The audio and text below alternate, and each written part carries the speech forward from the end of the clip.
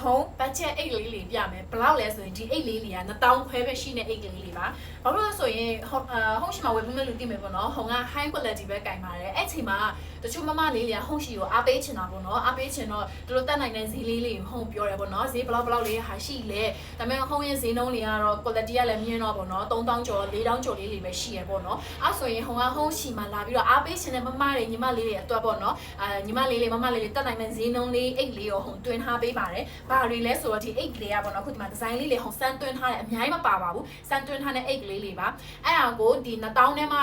2000နဲ့မှ4000နဲ့ဟုတ်လားခဏပြောလိုက်ရ2000လေးပေးထားလား2400နဲ့ရမယ့်အိတ်လေးလေး home ပြပေးသွားပါမယ်ဘာလေးပါလဲဆိုတော့ဒီမှာကြည့်လိုက်ပါအခုဆိုရင်သူဆိုရင်ပေါ့ home က quality စမ်းကြည့်ရပါတော့အရင်ဆိုးလားအရင်ညံ့လားအစင်ပြေလားပေါ့နော် quality စမ်းချင်တော့ home အိတ်လေးစမ်းပါခဲ့ရပေါ့နော်အများကြီးမရှိပါဘူး10လုံးအလုံးနဲ့10လုံးပဲရှိရပေါ့နော်okay home ပြပေးမယ်ဒါဆိုရင်ဒီမှာဒီနှစ်ယောက်လေးရှိမယ်သူဆိုရင်2400သူကတော့ home အခုဒီမှာပြမဲ့ဟာလေးထဲမှာအကောင်းဆုံးတစ်ခုလို့တော့ပြောလို့ရတယ်ပေါ့နော်လေတာလေးနဲ့ဖြော့အီလေးပါပဲအဲ့အပြင်ရောသူကဒီမှာကျိုးအရှိပါမယ်เนาะကျိုးအရှိပါမယ်အတွင်းထဲမှာဆိုရင်သူကဒီမှာ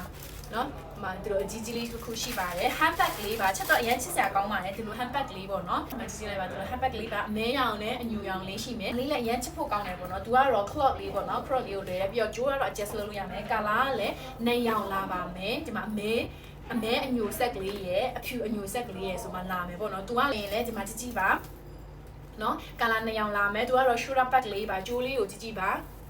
နော်ပလေးလေးပါတယ်ဒါဆိုရင် adjust လုပ်လို့ရပါတယ်ဒီအိတ်မှာမလွယ်ချင်တော့နောက်အိတ်မှာတွိုင်းမှာချိတ်လို့ရတယ်နော်ဒီပလဲကြိုးလေး plastic လေးနဲ့တွင်းထဲမှာလည်းအဲကလာနှစ်ရောင်လာပါမယ်ဖဲကျိုးလေးနဲ့ပါနော်ဒီကျိုးကလည်းအခုဒီလို shoulder လွယ်ချင်တယ်ဆိုလည်းရတယ်အဲ့ဟာမဟုတ်ဘူး shoulder မကြိုက်ဘူး cloth လွယ်ချင်တယ်ဆိုကျိုးလေးအဲ့လိုမျိုး adjust ပြန်လုပ်လို့ရတယ်ပေါ့နော်ဒီမှာကြည့်လိုက်ဒီအသက်သာဆုံးနဲ့ထားပြီးတစ်လုံးပဲပါတယ်ပေါ့နော်သူကကျိုးရှိပါမယ်